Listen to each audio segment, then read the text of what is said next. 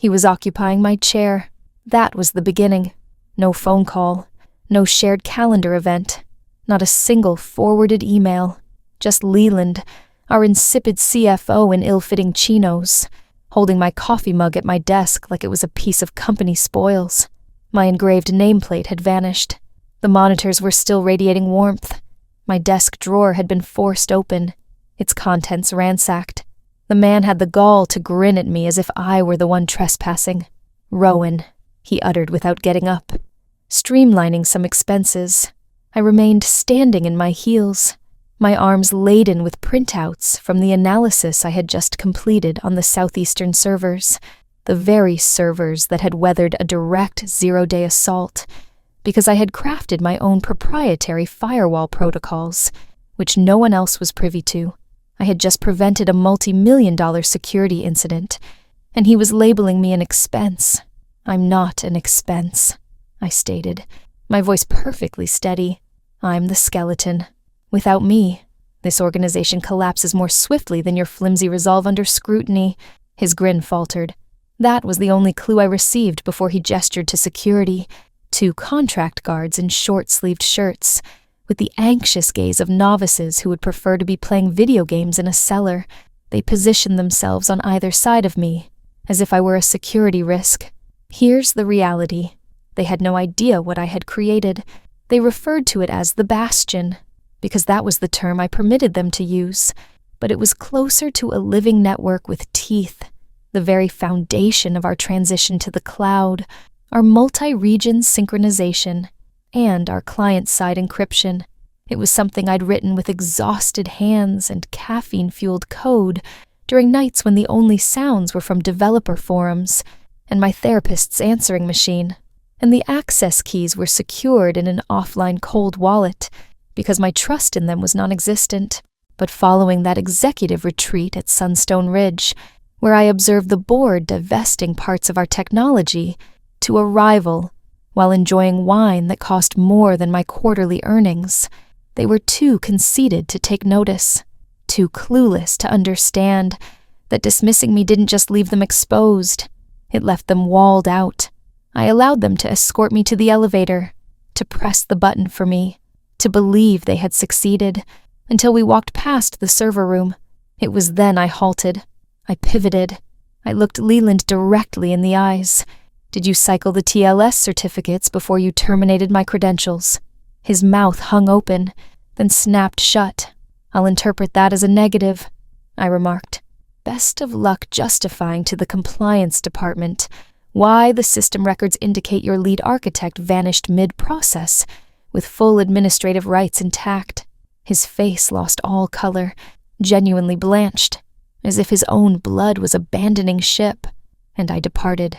No shouting, no dramatic display, only the sound of the elevator doors gliding closed behind me, and the silent panic of a man who had just grasped that he'd fired the sole individual, ensuring the systems stayed online. I didn't return home.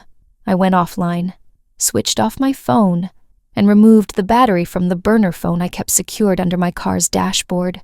You don't dedicate 4 years to working for executives who smile while dismantling retirement funds without mastering the art of disappearing. I drove 3 counties west, registered at a motel where the air smelled of mold and expired ambitions, and powered up my private rig. No cloud integration, no operating system clutter, just a pure, air-gapped Linux environment running code like an exposed nerve. And that's when the meaningful alerts started to appear. Not from the company, from the system. The Bastion, my Bastion, was more than just a repository. It was observing, adapting. Every time an unauthorized individual tampered with something beyond their comprehension, it notified me. A junior developer, Mateo, a bright-eyed kid straight from a coding academy, attempted to get into the permissions registry. He was blocked in less than a second. 10 minutes later, someone from the legal department tried to get around the 2-factor authentication using a backup email address, the one I had shut down the previous quarter. Their rising alarm was a sweet victory. They assumed they could dispose of me like a broken piece of furniture in the staff lounge, But what Leland didn't grasp, was that I hadn't merely built a system. I had cultivated a reputation, discreetly, in every internal chat they ignored, on every late-night call, with clients tired of being sold empty promises and slide decks. I had supporters, and one of them sent me a screenshot. It was a company-wide notice. My name was erased from every code repository, every project history, even the internal documentation credits, replaced with Architecture by Integrated Systems Group. Integrated. They had forgotten me sleeping on a beanbag chair during the Q3 crisis, as if they hadn't seen me sliding under a server rack during an actual flood to restore power with nothing but zip ties and industrial tape. They sought to obliterate my legacy, so I chose to become their ghost. I submitted a single modification to the back-end logs through a hidden port they were unaware of. One line of code, just enough to sow discord. A low-level data integrity alert, something discreet. I waited. An hour later, the network lit up like a wildfire. Leland was mentioned in a public post by our most significant B2B partner. They were putting a hold on contract renewal talks, citing concerns about trustworthiness. By midnight, 3 additional clients had done the same, but that wasn't what brought a smile to my face. It was the attachment someone in IT neglected to censor in the client communication, an internal risk analysis PDF I had never seen. Subject: Single point of failure.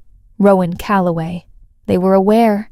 They simply believed they could remove the core and expect the system to run on its own.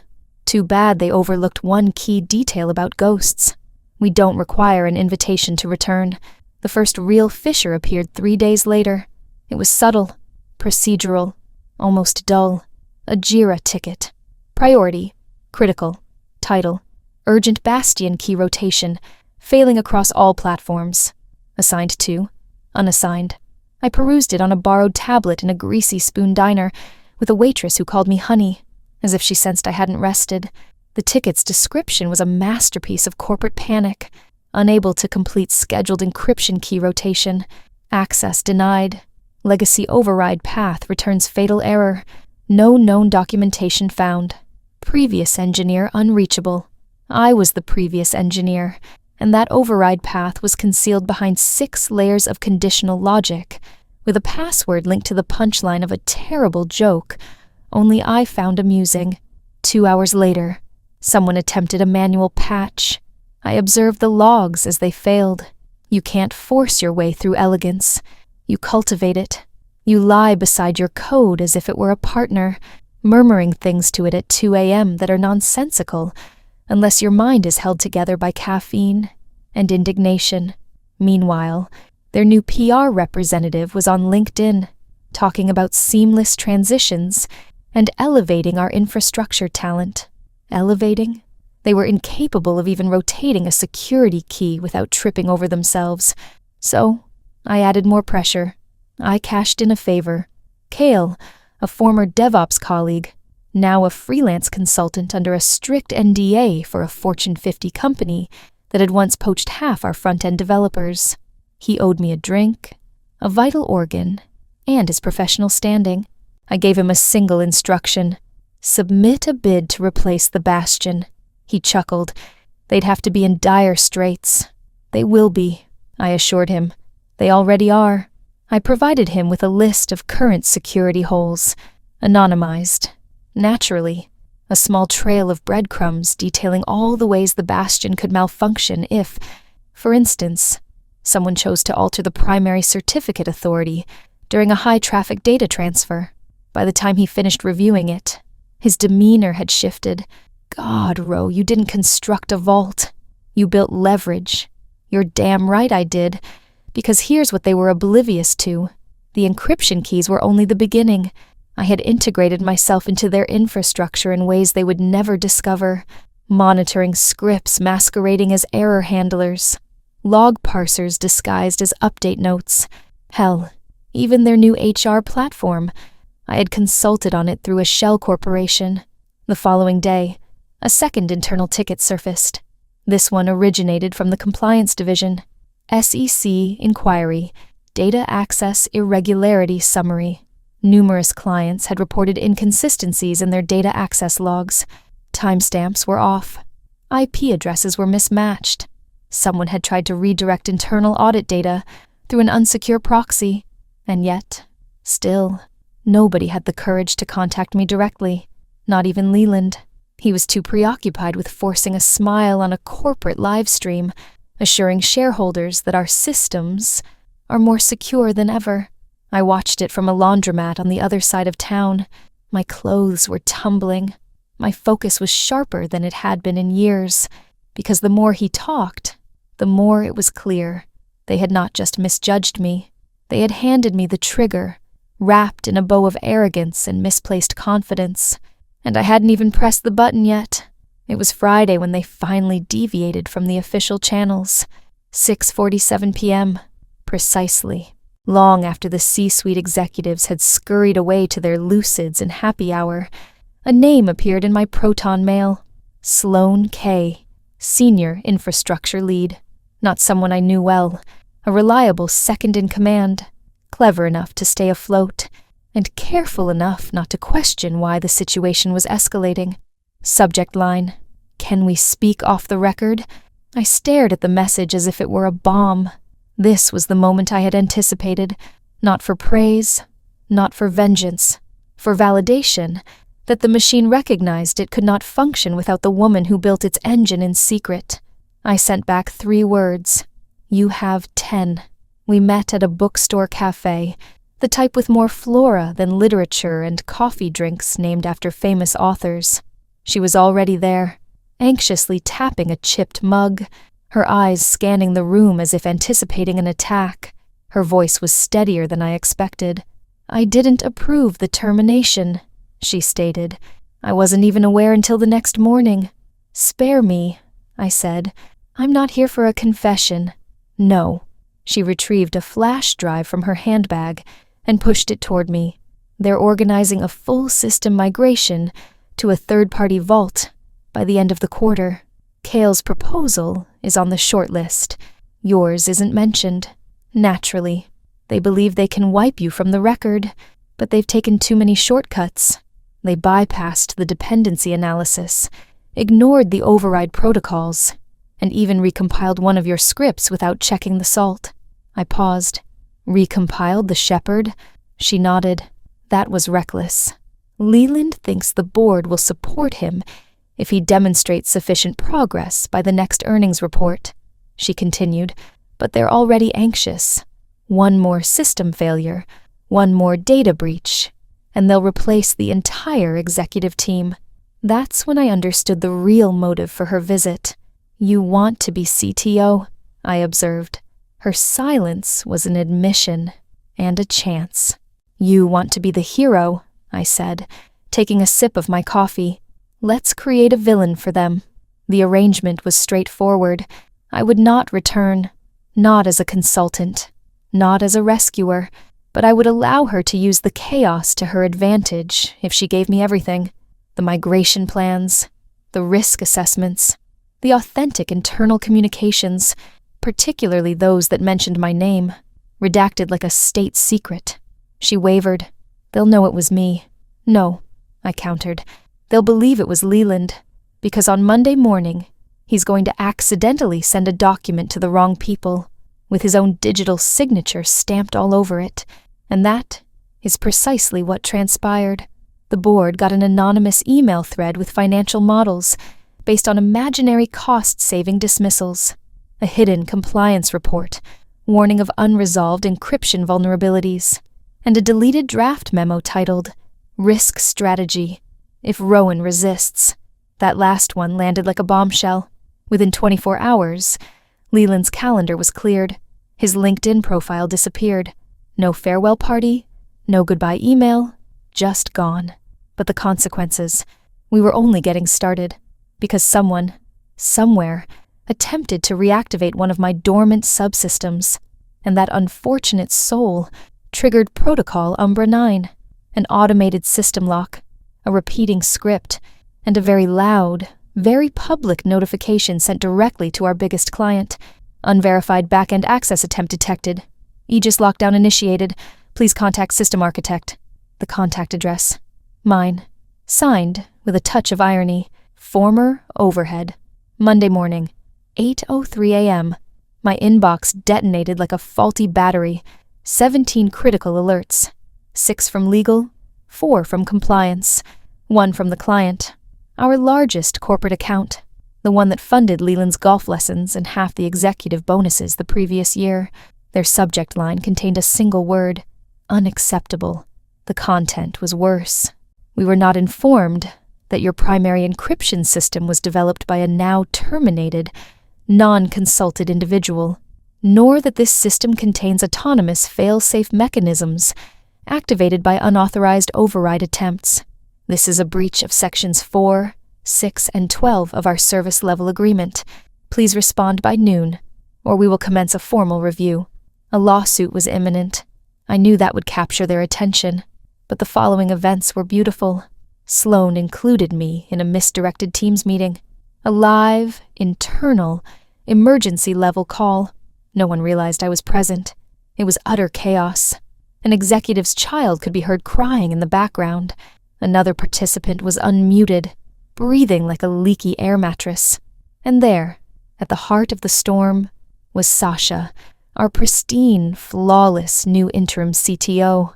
She possessed the charisma of stale bread and the posture of someone who had just noticed the volcano was actively erupting.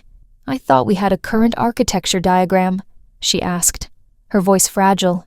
A compliance manager responded, "We did, until it vanished this morning. We believe someone deleted the mirrored copy." Sasha, "From where?" A pause. Compliance, "We don't know. We can't identify the access point.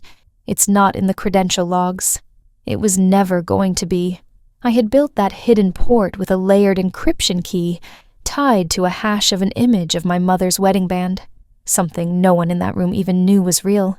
Then, someone on the call uttered the phrase that made my entire week. Is she responsible for this? Sasha grew rigid. We have no proof. Another voice, quiet, male, likely from legal, added, but if she is, should we be considering a negotiation? I almost choked on my breakfast. Negotiate? They wanted to strike a deal with a ghost. The same ghost they had publicly fired, erased, and blacklisted. The same ghost who had once managed their entire AWS infrastructure like a delicate puzzle. That's when I decided to stop observing. I left the call, leaned back, and deployed the final breadcrumb. Not a security breach, not a ransom demand, just a small reminder. A scheduled packet sent to their archived internal newsletter platform. An old, mostly unused system for company morale and birthday announcements. That Monday afternoon, every single employee, all 1,482 of them, received an email from Bastion Core System Digest. Subject, built by a ghost, maintained by fools, and the body, a single line. Encryption fails where ego thrives. No attachments, no hacks, just that. And the reaction was immediate. Reddit picked it up, then Twitter, then Hacker News. Suddenly, we were a trending topic with hashtags like Dear Bastion Breach and Dews Overhead My Ass. And that's when my phone rang. A blocked number. I answered. Rowan, the voice said. It was him, the CEO. Corbin, the one who had shaken my hand when I joined, smiled at me as if I were one of them, then gave a silent nod as HR delivered the final blow. He let out a long, weary sigh. Then he asked, "What do you want?"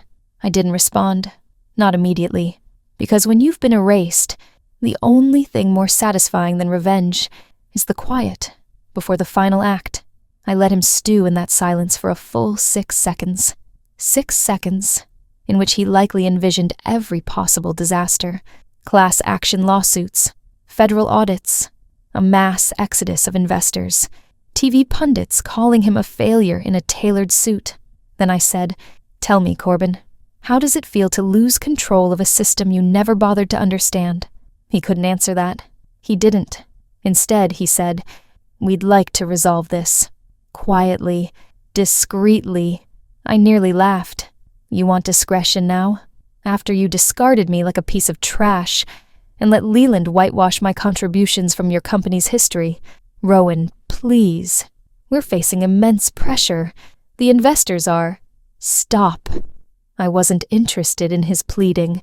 I was interested in power, and I already held it. So I stated my conditions. I don't want my position back. I don't want an apology. I want the following, in writing, by noon tomorrow, a signed declaration from the board, acknowledging me as the sole architect of the Bastion core infrastructure, a severance package, retroactively upgraded to executive-level terms, and most importantly, I want the company to accept Cale's external migration proposal. That last part struck him hard. That's outsourcing our core. No, I said. That's survival. It's the only way to prove to your clients that you're finally operating like a real tech company instead of a cult built on PowerPoint presentations. He hesitated. He tried to bargain. I ended the call. Because here's the reality. Corbin was out of time. The logs were already being leaked. Internally, departments were in a panic. Some poor developer had tried to restart a test server and caused a complete system lockout. I hadn't set off every trap, but I had left enough triggers to make the system hostile if the wrong people interfered, and now they were all the wrong people. Sloan contacted me 2 hours later. They're in a frenzy. They've arranged a town hall to pacify everyone. HR is in complete disarray. You're a legend. I told her to enjoy the spectacle, because I had just initiated the final move. Remember the flash drive Sloan had given me? The one I had barely looked at? I had copied its contents. Inside was something they didn't even know was still there, an internal spreadsheet titled Asset Reallocation Queue for Planning. The asset, me. Non-essential. Replaceable post-deployment. Legal risk. Low. Tech dependency. To be reduced via silent code merge. They had scheduled my removal like a software update, so I distributed that spreadsheet, anonymously, to every Women in Tech forum I had ever been a part of, to a non-profit dedicated to fair treatment in STEM, and to one prominent journalist who had once been fired for being too emotional after challenging her VP. By midnight, the story had a hashtag, just a code erased. By morning, it was on the front page of Digital Frontier, and by the time the company convened their town hall, the CEO was not present. He had resigned, effective immediately. Sasha, our hollow interim CTO, held on for 6 more hours. She left mid-call after someone in the chat shared a damning screenshot. Her private Slack messages belittling overpaid engineers who think they're irreplaceable. It was magnificent, but I was not finished. Because Sloan, she had just been appointed interim CTO, and she sent me a new message. They're desperate for stability. Your conditions are being considered. Full approval for Cale's proposal. One question, though. What exactly is Protocol Z? I smiled. Because Protocol Z was a fabrication. Not yet, at least. But they were unaware of that. And fear. Well, that's a system you don't even need to code. The board accepted my terms at 11:42 a.m. exactly. I received the scanned document from Sloan first, her signature next to a line that finally spelled my name correctly, right above a corporate emblem that once made me sick, but not that day. That day, it looked like a relic in a gallery of poor choices. Full acknowledgement of my work, retroactive executive severance, Cale's proposal accepted without dissent. Oh, and one additional clause in red ink. Any future system modifications shall be preceded by direct consultation with the original architect. I was back inside the company, but only as a specter, precisely where I wanted to be. That afternoon, Sloan invited me to observe the emergency client call. I declined. Instead, I sent her one final deployment patch. Something quiet, helpful. A solution for the SSL bottleneck they had caused when trying to duplicate the Bastion without authorization. It was no longer about revenge. It was about command. I had rewritten the narrative, both literally and figuratively. They could manage the operations, certainly, but I had constructed the entire theater. Then came the apology. Not from Corbin, not from Sasha. They were gone. Ghosts in the corporate social media archives. It came from the new board representative, a woman I had never encountered. Sharp suit, professional demeanor. Rowan, she started, on behalf of... I closed the message. I didn't care. That wasn't what was important anymore. What was important was what came next. My inbox was flooded with messages from women, engineers, system administrators, architects from all over the world. Some were anonymous. Some were brave. All conveyed the same sentiment. Thank you. They did this to me too. You showed them what happens when the ghost retaliates. Even Kyle texted, "You started a revolution. Want to start another?" I told him to wait, as the last remaining issue hadn't been resolved. And speak of the devil, Leland finally attempted a comeback. I received the email in my dummy account. The subject was so laughably desperate I had to read it twice. "Hey, can we chat?" No apology, no justification, just a bulleted offer. Contract consultant, double my old rate. No hard feelings clause. Hard feelings. The man had tried to torpedo my career and thought he could just discard me, so I composed my response with care. No anger, no profanity, just one sentence. "You don't have the security clearance for this conversation."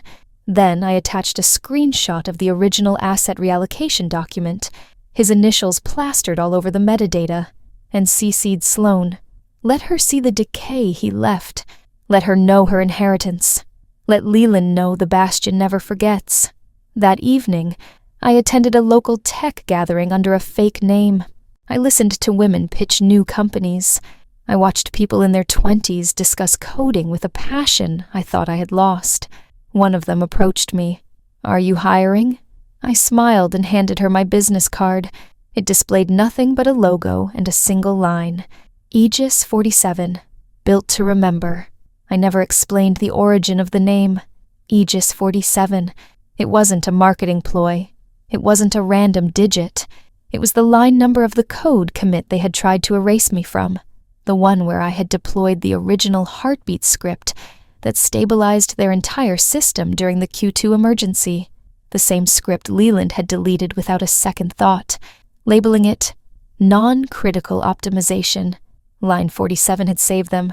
Line 47 was me. And now, it was my own.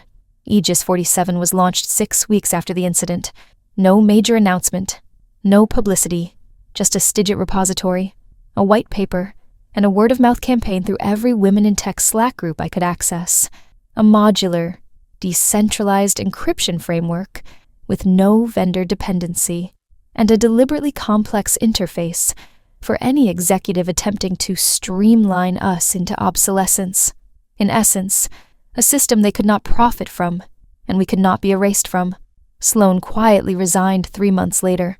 No scandal, no failure, just burnout. She texted me. "I got them stabilized. I'm going to go build something better." I informed her I already had. Cale joined as head of infrastructure. Matteo, remember him? The fresh-faced developer who was locked out while trying to fix Leland's mess. He came on board as a junior architect. My first hire. I let him choose his own job title. He picked Firewall Whisperer. We were even funded by a non-profit organization that wanted to support secure communication tools for whistleblowers. Because apparently, after you dismantle the old system, people trust you to create something that won't self-destruct. I received offers, of course. Money, titles, equity, from the very people who had once blacklisted me. One investor called and said, "You've made your statement. Now let's get you back on the corporate track." I told him I don't climb anymore. I took down the ladder, melted it, and reforged it into a vault that remembers every woman they tried to discard. As for the company, it continued to struggle. New executives, new PR campaigns, a security overhaul. Their name still appears on dark web monitoring reports, not for data breaches, but for incompetence. They are a warning now.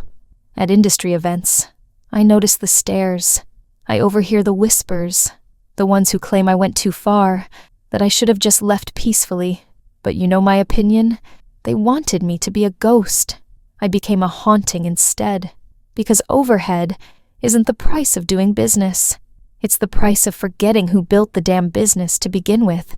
And now, they will never forget me, because every time Aegis 47 boots up, it echoes one simple line in its logs. Initialized by Rowan Calloway, line 47. System integrity intact.